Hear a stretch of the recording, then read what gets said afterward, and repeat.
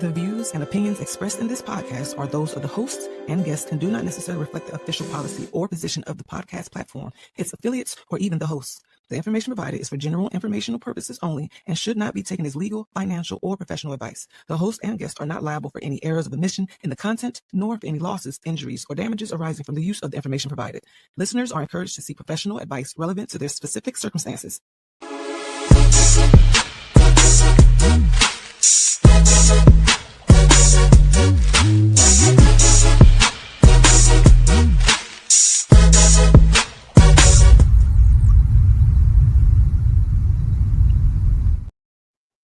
Are we live?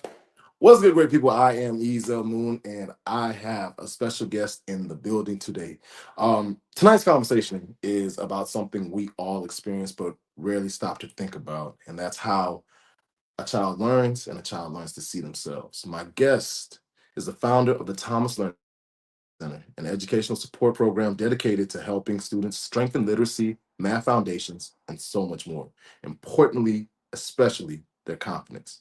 With years of experience as a teacher and intervention specialist, she has worked closely with students who were labeled behind, only to discover they weren't incapable. They simply hadn't been supported in the way they needed. Her work focuses on closing learning gaps, partnering with families, and helping students rediscover their ability to learn and believe in themselves again. Tonight, we're not just talking about tutoring or school systems. We're talking about identity, confidence, and how one adult can change the direction of a child's life. Please help me welcome to a frank conversation my good sister, my friend, my partner in crime, Alexius Thomas. Oh, that was so good. Hey, y'all. I told you I spent time on this one. I was like, let me make sure. Clock it. Oh man, how you feeling? I'm feeling pretty good. Today was a little bit wonky, but I'm happy to be here. Okay. What happened today? I had a doctor's appointment, then a kiddo canceled, and then just life news. Life. Yeah. How's your back? It is doing better. Physical therapy has been helping me a lot. So I'm just like learning to get through with it. Okay. I have a bunch of questions for you, but I did want to really just get into. I want to jump right into it, but I did kind of want to start off just with a little bit of a softball question for you. Okay. What made you care about struggling students? Like specifically, you know what I'm saying? Not just education in general, but like specifically struggling kids. I feel like I can't see them as separate, honestly, because I view education as like the vehicle to live a choice-filled life.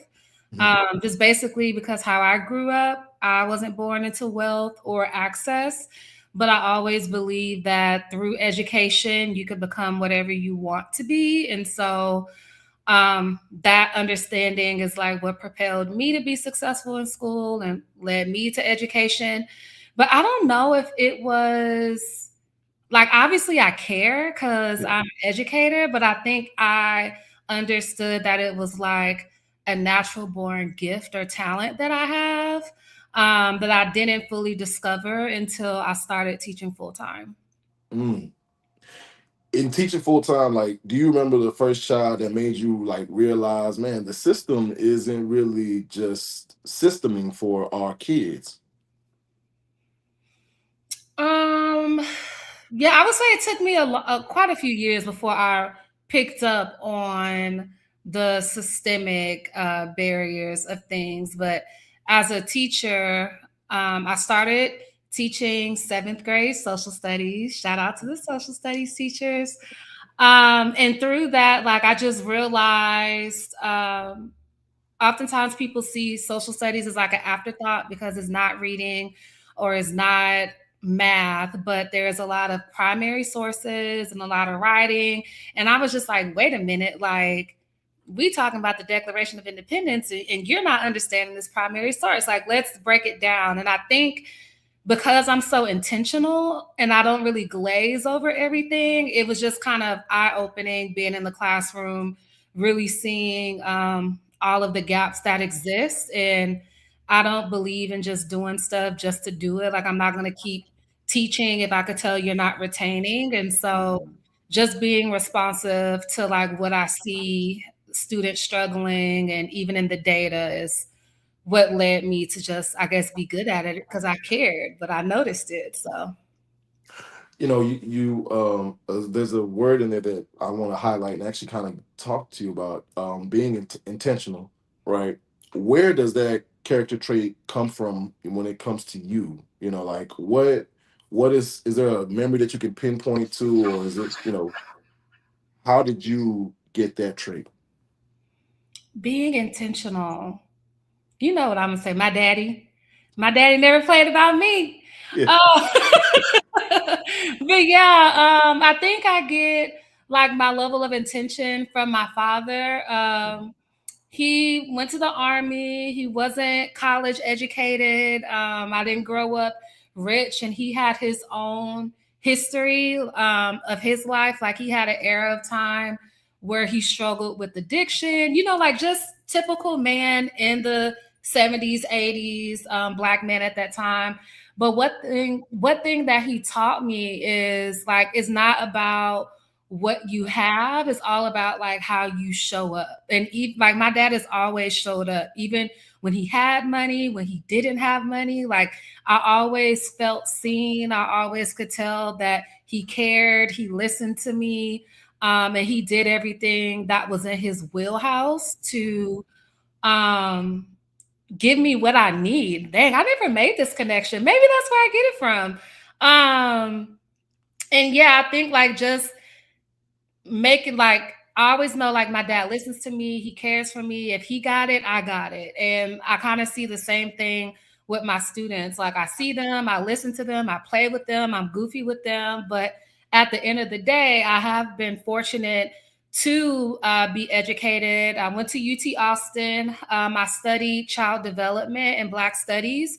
And so I think that really helped me because I like literally study child development. So I understand what they're going through when they have their temper tantrums, when they're shy. It's like I get them from a philosophical and like biological way. And so there are certain like behaviors and misbehaviors that could ruffle the feathers of someone else that really doesn't bother me because it's expected, because I just know what they're going through at that time. I want to jump back and, by the way, shout out to your dad.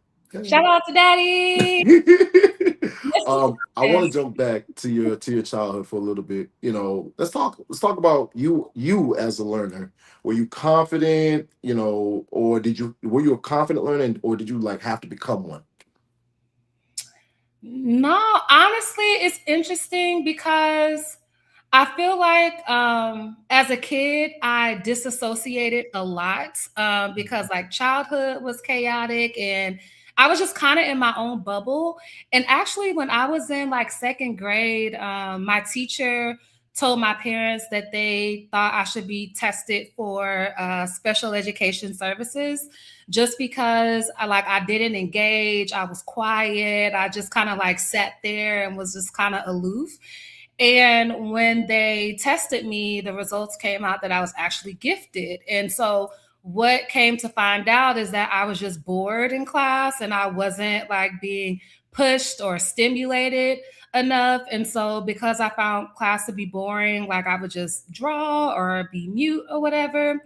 And so school was always something that I liked. Like, I remember as a kid, I would be like, let's play school. I'm the teacher. And like, that was fun to me.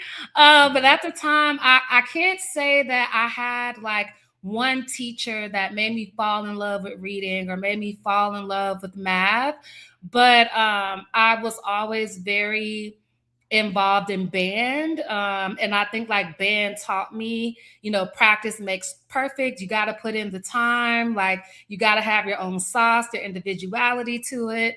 And so, yeah, I think the story of my life is I learned from a lot of non-examples and unideal situations because I believe you can learn from a non-example just as much as you can from an example. Mm. I want to get into your impact on children and learning gaps. When a child says, "I'm done," right? Where does that belief actually come from?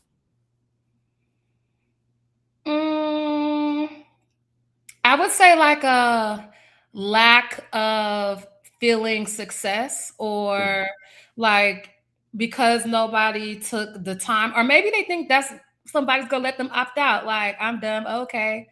But mm, I'm that's still a good okay. one. You told me that somebody like first of all, you're not dumb. That's why I tell them like Fact. second of all, like why do you think I'm here? Like you're Mm, not dumb. It's just either there's like steps that are missing or maybe you're scared to like be vulnerable and try. But something that I notice a lot of kids say, like, I don't know. And I'm like, okay, mhm, well, what do you know? Like, what's in the like what is it asking you? What number? Like, because I feel like kids, I think because there's so many kids in the classroom, it's very easy to opt out if you just shut down or say I don't know or I don't care or I'm dumb. But it's just kind of letting them know that you're not going to give up on them. Like we could do this the easy way, we could do it the hard way, we could do it the long way, we could do it the short way. But whichever way you need me to do it, I'm here. yeah. And so yeah. Man, I'll never forget you because you remind me about like 10 different kids, like the ones that I have to like ask guiding questions because I taught math. So it was Mhm. like, oh, shout out to the math teachers. I was like, oh, hey, they'll come to me, they'll say, I don't know, I'm like, no, you know something. What does the question say? Okay. What part of the question should you have underlined? Okay, what does I would literally ask guiding questions to try to get them to connect, to make some type of connection. And it's Mhm. only when they can't make like that bridge happen is when I provide an example. And then it's like, okay, well, what about this example mimics what you see inside the problem? And then it's like, okay, well, now you can make that correlation. I've always felt like if you just give the kids the answer, like, then guess what? They're going to stay in a place of, oh, I'm just parroting back to you what exactly you need to hear for me to move on past the situation. And that, to me, that's a form of opting out because they're not going to use any more brain cells to do this. Yeah. And I also think another thing is like we live in a very microwavable AI society. We want the Facts. answers to come like quick, and anything that requires you to like reread, highlight, annotate, Mhm. synthesize, like you want to rush it. And then if you rush and get the answer wrong, now you mad. But it's like slow it down. Like let Mhm. the heat build. That's another thing that I try to work with students to see. And honestly, recently with the student I was working with in growth mindset. So for tutoring, I do a lot of tutoring in math just because people don't really book for social studies. So I just have to learn how to teach math. And I'm not sure if you saw the Beyonce Renaissance visual, but there was like a part where Beyonce was talking about Blue Ivy and how her first performance, people was like, oh, she's not doing it good enough. She's not dancing hard enough. But then there was a point where Blue Ivy was like, I wanted to practice. I'm going to keep going and I'm going to get better with time and da da da da.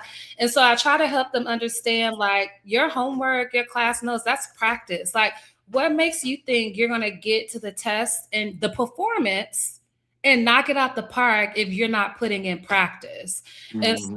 so, yeah, there's just like a lot of habits of a scholar Mhm. behaviors that students should have. And it's like this false notion that students think that like being an A or an honor roll should come naturally. And it's like, no, you have to put in the work.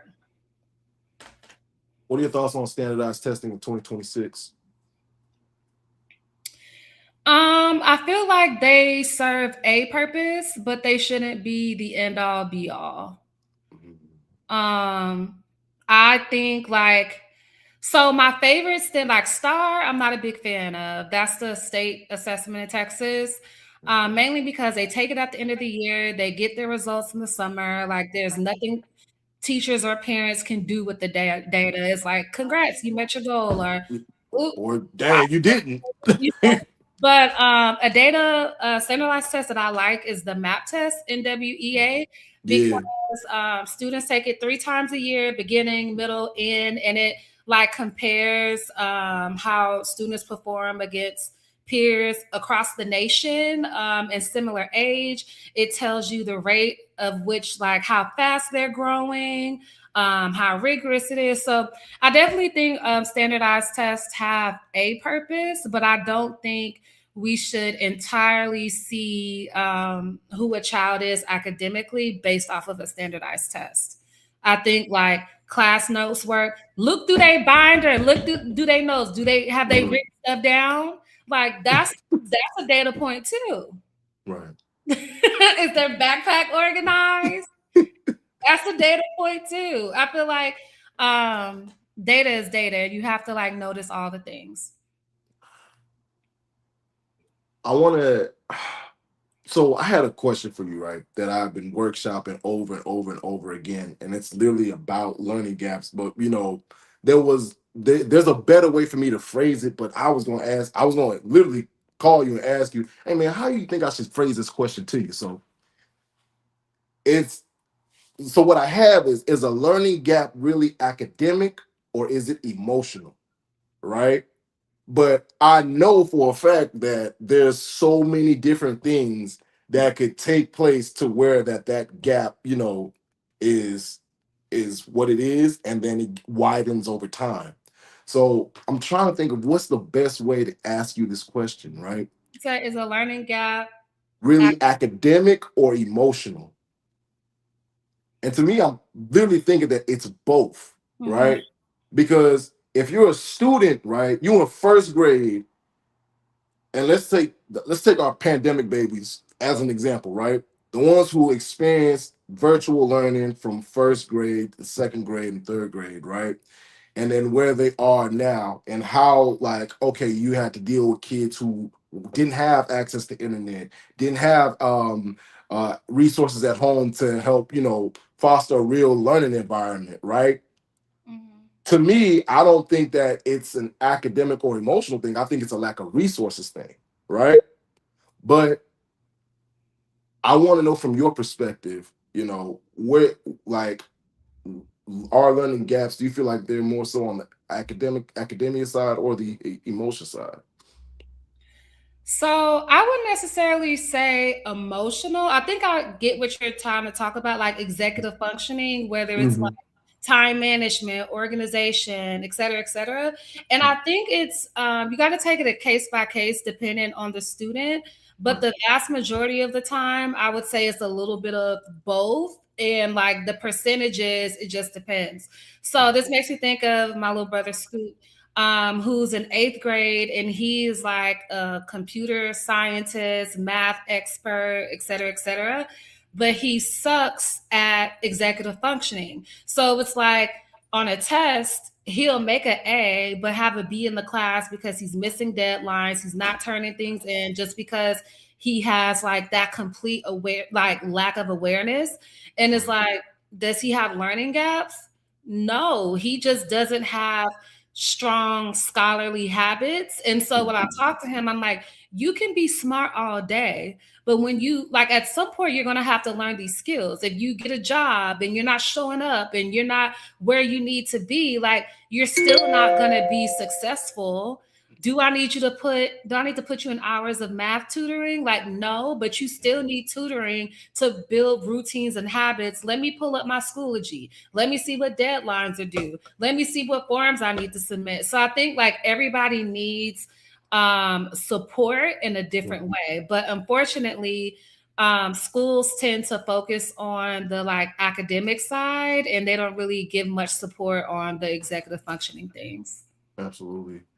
I think that there's quite a bit of uh mistakes being made as far as interpreting like certain behaviors, right? Like I feel like there, especially nowadays, compliance and learning. You know, I feel like a lot of schools mistake that one for the other, right? You know, they'll, especially for in an era where technology, like you said earlier, AI and everything, that you can literally just you can literally just take a photo of a piece of homework and just, hey, have something generate all the answers for it, turn it in.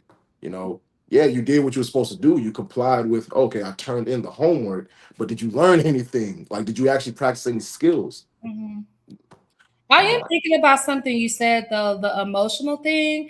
And mhm. since I've been out of the classroom as a full-time teacher, it wasn't on my radar. But something emotional that does come up is like fear or embarrassment that like if I raise my hand and I'm wrong, what does that look like?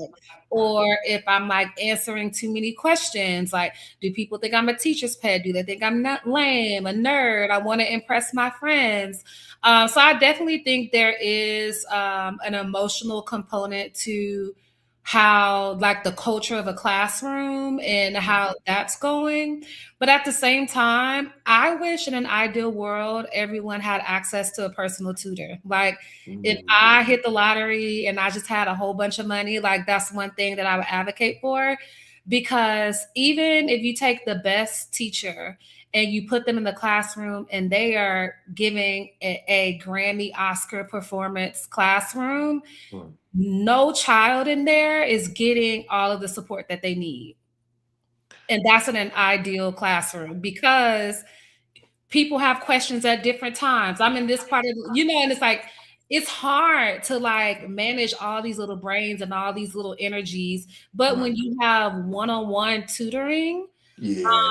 like you're just pouring into me that entire time, like literally every question, every thought, and I just feel like, well, not I feel like I know that that personalized learning goes a long way because we have, obviously I have a lot of kids in the tutoring program and I talk to the parents about like what they notice.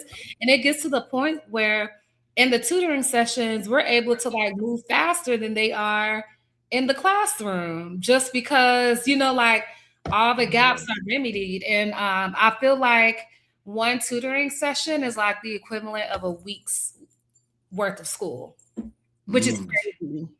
that is wild. Y'all, if every tutor is really, you know, on point like that, that is amazing.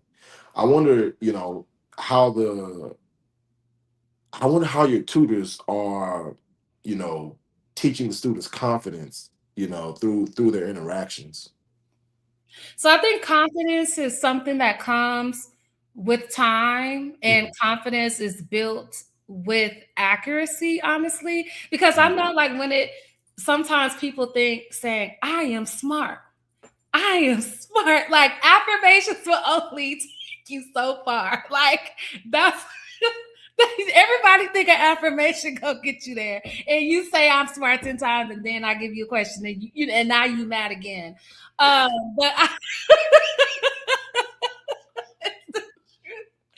but I really think confidence is built by like because I hire tutors that have extensive education experience, we know how to find the exact level that a student is performing at and like giving them things like, okay, yeah, this is your on your level, you're doing it, you're doing it, you're doing it, and like intentionally scaffold and taking it like one step and Mm, another step and another step. And like every time that the student is successful and they seeing themselves grow with time, then that leads to success. I also think about like with multiplication, some kids really got that, some don't.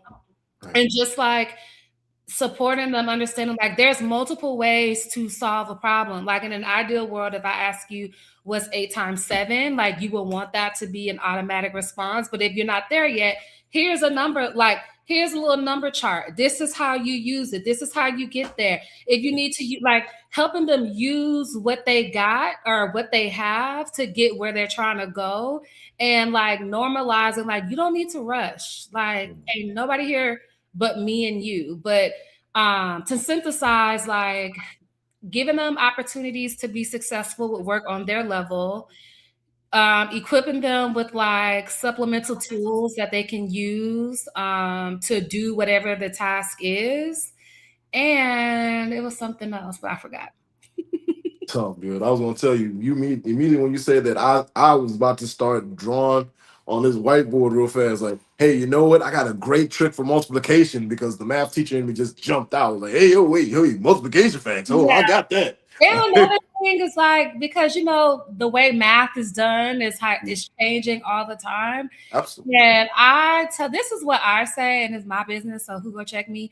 But I'm like, there's multiple ways to do any problem. Like, okay, if the way your teacher, like, I'll teach you how your teacher does it, because there are some quizzes where it's like, I want to see that you have the tens value, like, but Right. Yes.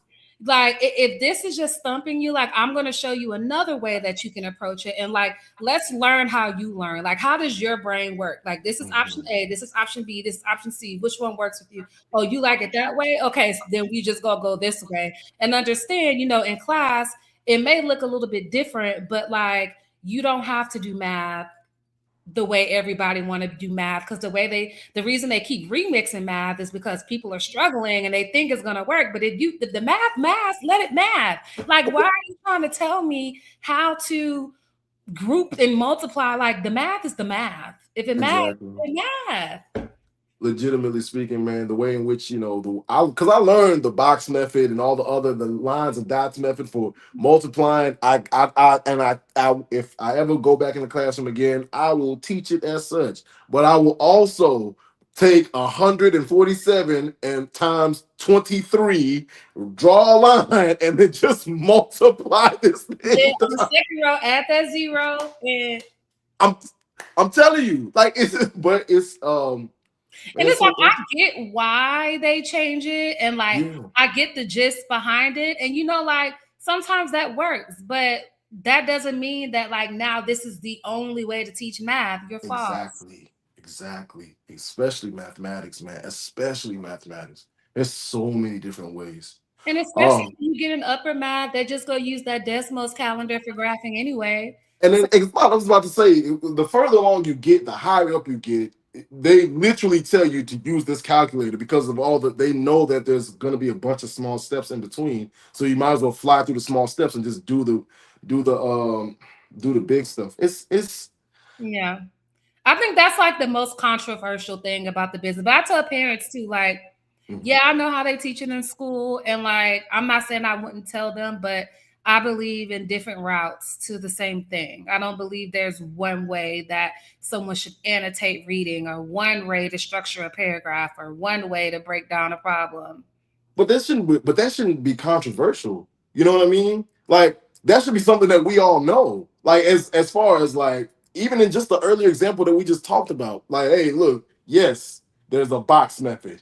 Yes, there's a line and dot method, but there's also the way in which we learned when we were growing up that, hey, this is how you multiply these numbers. And guess what? All of them will still give you the exact same answer. It's just based upon whichever child. I don't think that should be a controversial topic, but I'm learning as time goes by that clearly it is for some people. But I think it's because people are just locked into a mindset of like, hey, I just want to, this one way is the way. No, it's not, man. Like, it's more than. Yeah.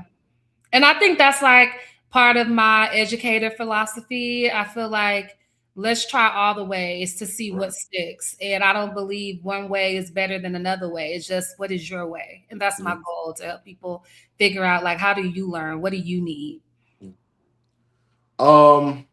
We are going to take a quick commercial break, you guys, and we will be returning back with the Alexius Thomas. You ready? Okay, yeah. Commercial. WSAN Radio, the soul of America and beyond. Join DJ Ron G and the WSAN crew every day for the Ron G Morning Show, Funk Friday, and Gospel Brunch Sunday. From local heroes to national guests, WSAN Radio connects you to the pulse of our community. One song, one story, one soul at a time. WSAN Radio, where music, motivation, and movement come together. Streaming live, follow us on Facebook, YouTube, and WSANradio.com.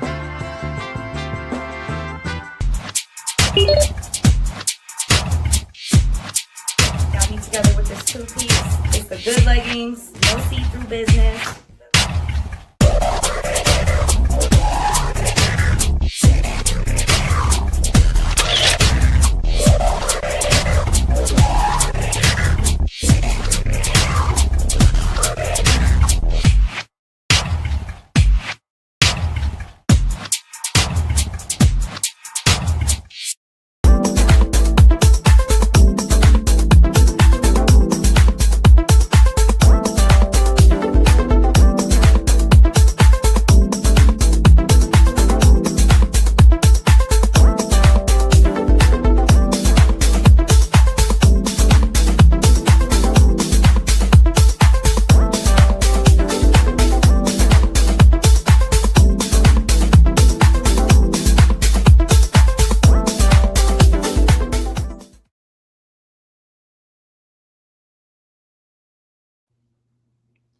And we are back.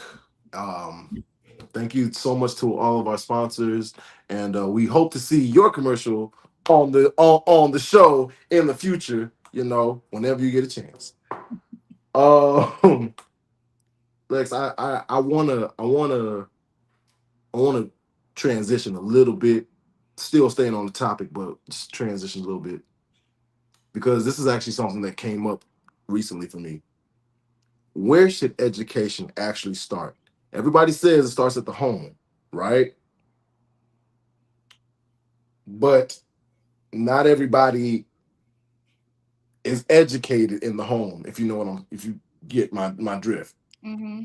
So are we still, not at this point, at this juncture saying, hey, education should still start at the home, or should the onus be on the educators in the school?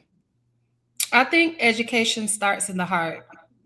And everyone who has kids in their life, like, if you don't give a damn, then nobody go give a fuck. like you have to give a damn. You have to give a damn. And like growing up, I don't come from an educated family, Mhm. but like how educated do you have to be to teach letters and sounds? Like I think teaching it's a partnership between both family and schools. I feel like it's not 100% on the family, it's not 100% on the school, but everybody needs to care and do their part. I think if everybody is like hands up, then the literacy rates and the math rates is going to be what it is. But you have to care. If you don't have it in your heart, then you just gonna be playing a game of hot potato. You're supposed to do it. You're supposed to do it. You're supposed to do it. No, like everybody has to do their part. So every stakeholder should be involved. Literally. What do you feel like parents misunderstand the most about how children learn? Let me think. What are some common parents misunderstandings? I'll give you one right now. I did this recently with Mike. I'm sorry, son. I'm publicly apologizing. What is 20 plus 28? Not Mhm. that. I feel like it's not a volume thing. Volume isn't going to help get it across. I don't think fear. I I really think, okay, Fear that's isn't. a great example. I think it's because usually when you have these loud outbursts, it's like Mhm. you're mad at the kid, but you're really projecting that you didn't understand your child was where they are. And you thought your child was It's performing further at along. a higher level, and Mhm. that's why you mad. You're not mad at he really don't understand how to subtract these apples. And I think that brings it back to the heart situation, because had you been having dice and marbles and stuff Mhm. from you would know what your kid understands. And you wouldn't be flabbergasted at the fact that they can't do it to the point of now you're yelling. So all that to say, I feel like people got to take their ego out of it and just like deal with the kid where they are, because now you're yelling and the kid is mad and scared and don't want to afraid, and now they can't focus. And Mm. so I feel like we shouldn't judge kids or anyone where they are currently. It's all about like, can you master this one objective, and can we get to a better place tomorrow? It's not about you're this age and you should know. Okay, you don't know. All right, let's take it a step back. Let me give a single digit number. Like, okay, and then we'll build up that tomorrow. But to your answer, to the original point, I think from my experience too, there's often a lack of awareness of what's really happening with their child. Most parents don't really understand where their kid reading level is, where their math level is, and it's like when it gets to the point of parental involvement, either they're failing or it's like an extreme blowout, and like now we're mad. And so I feel like if people were just in touch with where their kids are and understand what that looks like, what it feels like, that's how they can help their kiddo grow. That makes sense. What's a sign that that a child needs help that most families miss? How they show up for school, their backpack, their notes. You If did say that earlier. I think people often, or it's like performative accountability. How was school? Good. You got homework? No. Why not open up your agenda? Tell you, I expect, forget what the school said. This is your agenda. I expect, oh, you don't have homework? Okay, show me your class notes. Show me. And it's like, I feel like parents tend to like ask performative questions, but in real life, you don't know and you don't care for real. Because if you did, it would be more than oh, okay, cool. Yeah, you're right. You're absolutely right. Then you said homework. Should homework exist right now? I think so.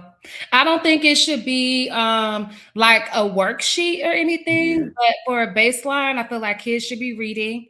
Mhm. Elementary school, at least 10, 15 minutes a day. Middle and high school, 20, 30 minutes. Because if you could be on the phones all day, you could be on a book. And there's nothing that builds up a kid's vocabulary and just like brain neuroplasticity like reading. And the same with math. I feel like kids should just be doing something to challenge their mind every day. Should it be a worksheet? No. But should they be doing something academic in the house? Definitely. Yeah. Give me your thoughts on this. Recently, discussion was had in regards to the school system being designed for management. Do you feel like the school system is designed for learning or for management? Performative learning, but really management. That's why I'm not in the school system no more. Had to get out. But yeah, so let me tell you about that story. So as I advanced in my like education admin career, this is when I was living in Dallas, and I was assistant principal of special populations. So that's SPED, that's English learners, that's math intervention, that's reading intervention, all the things. And so I was like in charge of showing that like growth goals, kids, meeting goals, et cetera, et cetera. And when it came down to hiring staff, they were trying to like give me paraprofessionals. And I said, what makes you think the paraprofessional that's like no teaching experience, no degree, not certified? I was like, if a child is sped, they should have the most experienced teacher in the building.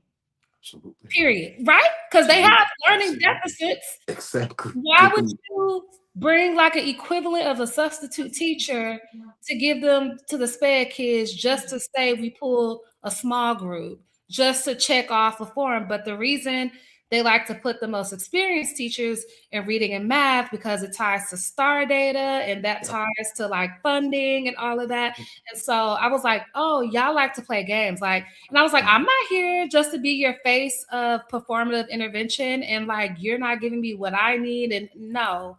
And so that's really when I started taking Thomas Learning Center seriously, because I was like, this isn't a game to me. I feel like every kid should really have access to quality intervention, and like I'm not able to do this here, and like I'm fighting with admin for increased budgets to hire quality professionals. And I was like, let me just do it on my own terms. And that's why I left the school system and I've been building Thomas Learning Center. And even with my credentials, like not my credentials, my expectations for hiring, I say 5 years, but it's really 10 years if I'm keeping it a book.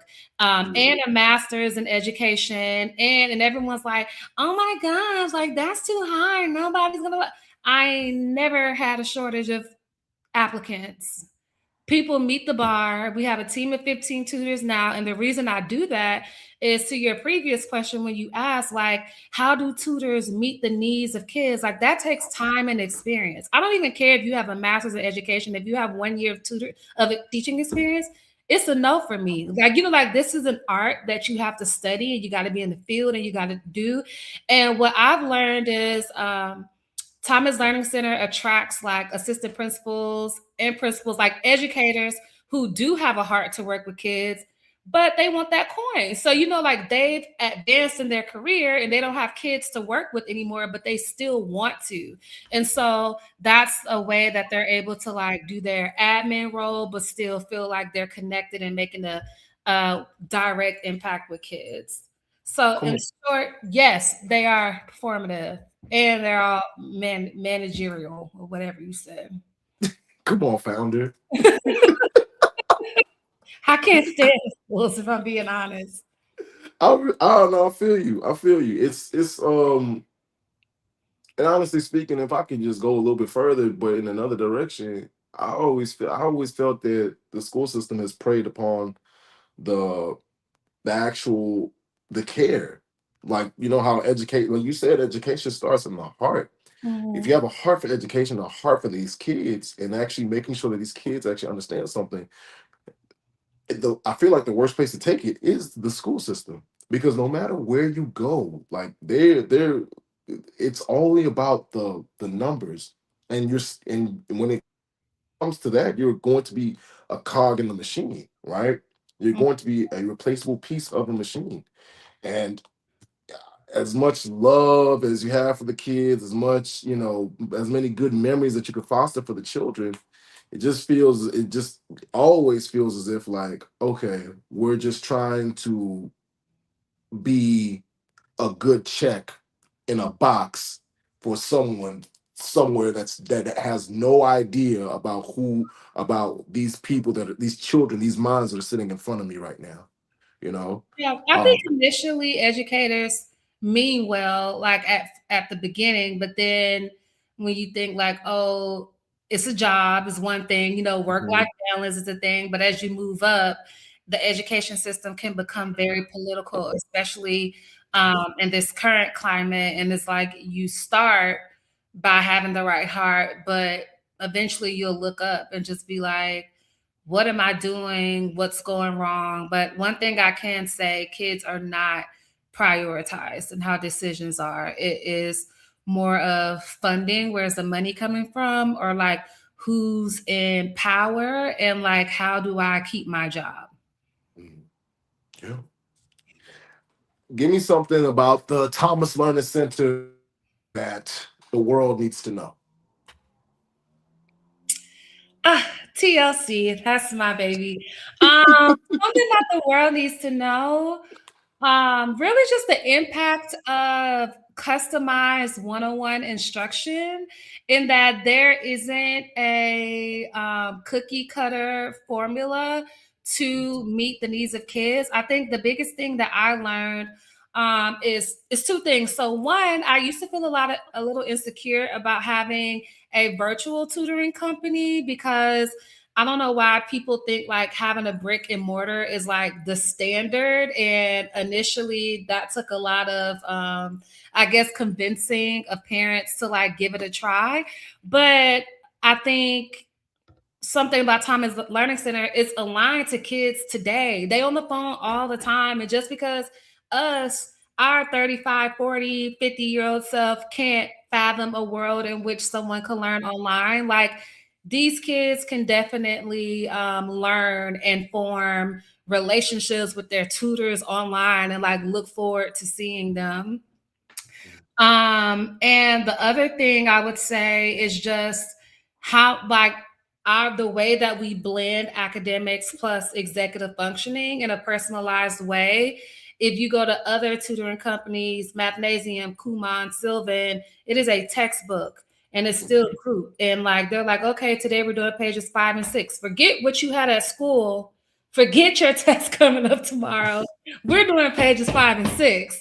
Tomorrow we're doing pages 10. You know, like it's not, it's skill, but it's not like really related to what your child needs. And so at Thomas Learning Center, like everything is curated to what your child needs. Like, of course, we come with materials ready to go, but if your kid's like, actually, I have this assignment due tomorrow and I'm not done, can you help me with it? Yes, actually, I know we meet on Thursday, but I have a test on Tuesday. Can we switch it to Monday? Of course we can. You know, like it really is curated to ensure students are set up for success. And it's like a community. Like if I see a grant for free tutoring or something, you know, like I'm going to share that with the families. It's not really transactional. It's like intentional investments of I'll say instructional goodness to make sure they become who they need to be.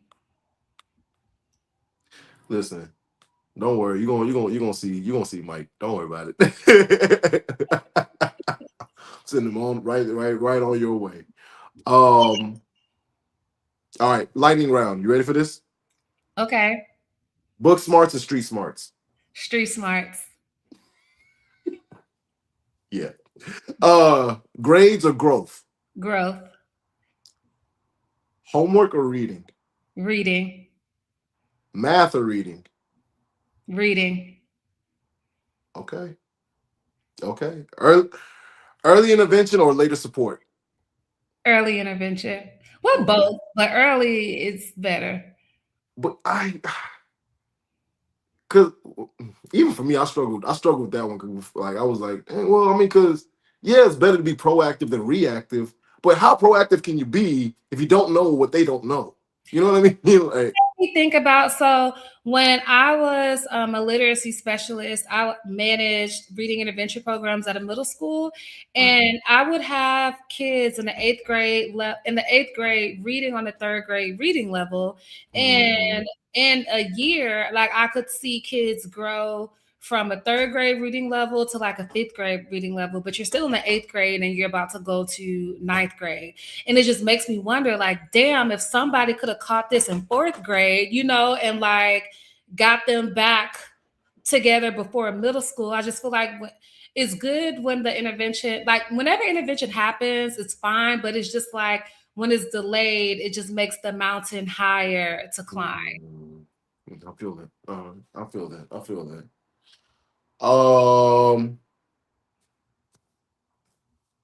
Greatest fraternity known to man. I'm not in a fraternity. You know what? You know what? You know what? Good one. Because y'all not loyal, and what makes you think? Stop playing. Yes, we are. Like a bird, y'all are not loyal. You know, yes, we, oh my God. You need yes, the we are. Screenshots. Listen, y'all. Screenshots. Listen, please don't. Hey guys. The greatest fraternity known to man is the Omega Psi Phi Fraternity Incorporated. I'm throwing that out there. And I'm writing it down. So, I like the crimson and cream. Looks good. I should have changed the shirt. I knew I should have just wore. I was like, man, I should wear my sweater. I'm gonna wear my brush sweater, and I was like, nah, you know what? I'm gonna just throw this on real fast. I gotta get started. Great. Thanks so much. I appreciate it. So great, so great. It's so great. So great. All right. Shout out to the ladies of Delta Sigma Theta Sorority Incorporated, in which she is an amazing member of that sorority. Really quickly, how has being a Sarah affected the trajectory of your life? Oh, significantly. Yeah, so I actually answered this question on a random threads the other day, but the reason why I decided to become a Delta is just like deep admiration of the impact Delta women, have made on society, especially in the civil rights era, politics, education. And I feel like we all have our own different callings, and education is mine. And so I hope that, when it's all said and done and then my time on this earth wraps up, like people will be able to have an extensive legacy to just say like, man, like she kind of took life on her own terms and went an untraditional route to like have the impact on students that she wanted. And even in terms of the sisterhood, I feel like with growing and scaling Thomas Learning Center, I have so many sorority sisters and the alumni chapters that share my flyer group chats, that book services, that refer us. And I know if I wasn't a Delta, like my growth and clientele wouldn't be what it is. So I'm just super thankful to the legacy of Deltas that inspired me and the current chapter of Deltas that support me on the day to day. That's a rule. I wholeheartedly respect that, and I respect all the Sarons. Like I said, I told you all the time, hey man, when a great change was being made in my life at any turn, it was a Delta right there that was like, oh yeah, go ahead. Um, I did want to go. I did want to go into the goal of the show, the reason why I do this, which is philanthropy, garnering support from the audience and putting it towards a charity or nonprofit that you care about. What charity or nonprofit would you like to spotlight today, and why is the cause that it faces so important to you? A charity that I would like to shout out is Trap Social HTX.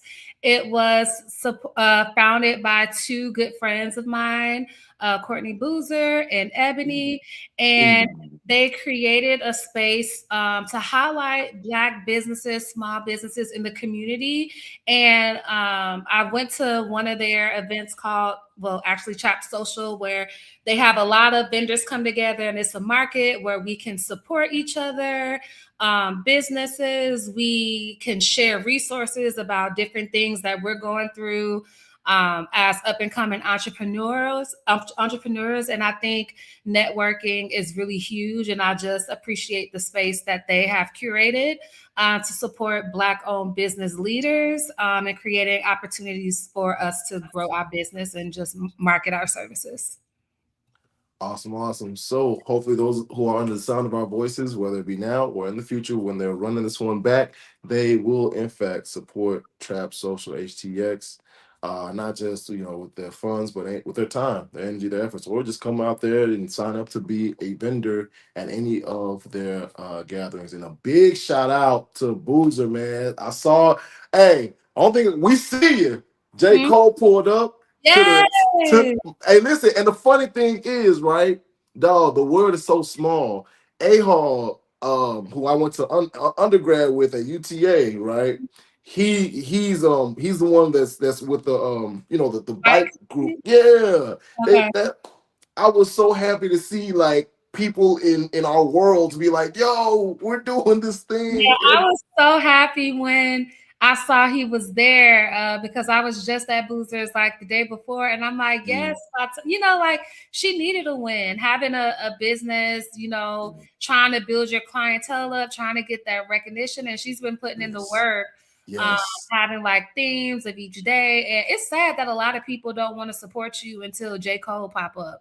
But I'm trying to tell you, you never know when J. Cole go pop up, so don't wait for J. Cole. Yeah, I'm trying to tell you. Hey, listen, support your friends before they pop, y'all, because you never know. I don't get it, especially if you be outside in the streets anyway. Start at your friend first, and then go to the other bars. It makes no sense to me. I can't stand cloudy friends. Support your friends. Hey, listen, because guess what? Either way it goes, guess where I'm going when I come back into town? What? Going to Boozers? Yeah, of course, man. Yes. That was gonna happen anyway. Have you've been already though, right? Oh. Okay. Yeah, for Greek weekend. Okay. Hey, listen, I gotta get an Uber. Yeah, it's not far from me, and it's like maybe like 12 minutes away from me. For sure, for sure. Oh Mhm. yeah, yeah. Never mind. So yeah. Anyway, before we close out, we like to leave with words of wisdom, right? And I'm usually one that starts us off with, "Hey, but what words of wisdom would you have for such and such?"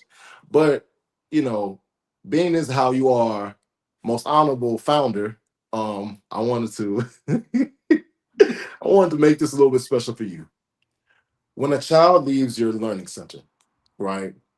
When they log out in Cali, New York, Bangkok, Nigeria, Canada, Ontario, Canada, Massachusetts, when they log out, when a child leaves your learning center, what do you hope they believe about themselves that they didn't believe before?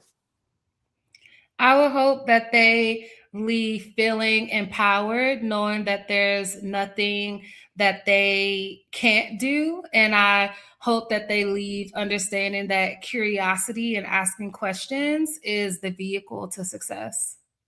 Mm, mm, mm. I appreciate you taking the time to join me on a frank conversation this evening. It has been an absolute amazing, amazing time. You are more than welcome to come back. And if you know anyone that you would like to have see up here, sit down with me, based off of a strength of recommendation from you, they are welcome. They are more than welcome. Awesome. Um, Thank you for having me. It's been fun. I'm glad. I'm glad. I'm glad. He's gonna bring you down. I'm gonna close out the show, and I will see you once we're done. Alrighty. All right. Warms my heart. It warms my heart to see my friends grow and advance and progress in life. Sincerely speaking, thank y'all so much for tuning in this evening. This was so great. I hope that you guys will tune in next Wednesday. Matter of fact, I know you guys will tune in next Wednesday for another amazing conversation. 8:30 p.m. Eastern Standard Time, 7:30 p.m. Central Standard Time, right here on the United Front Network. And a big shout out to WSAN out in San Antonio. All those who are under the sound of our voice in San Antonio, make sure you guys check out the Thomas Learning Center. That's at thomaslearningcenter.com. And yeah, man, support, support, support. Support your friends before they blow up. Boy, education starts in the heart.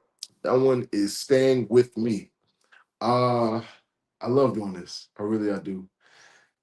Once again, thank you guys. And I'm Ezel Moon, and I'm not doing it unless it's fun and it helps people. Peace.